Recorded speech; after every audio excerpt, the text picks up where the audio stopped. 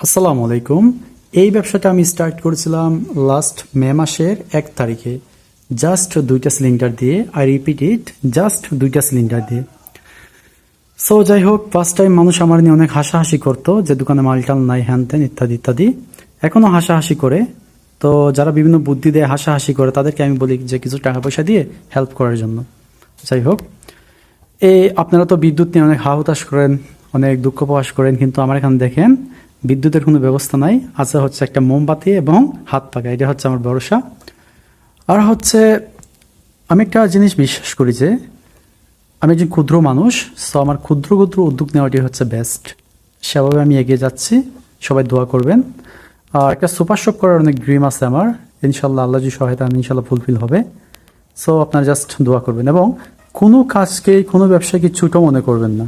মনে করবেন যে ক্ষুদ্র ক্ষুদ্র বালুকণা, বিন্দু বিন্দু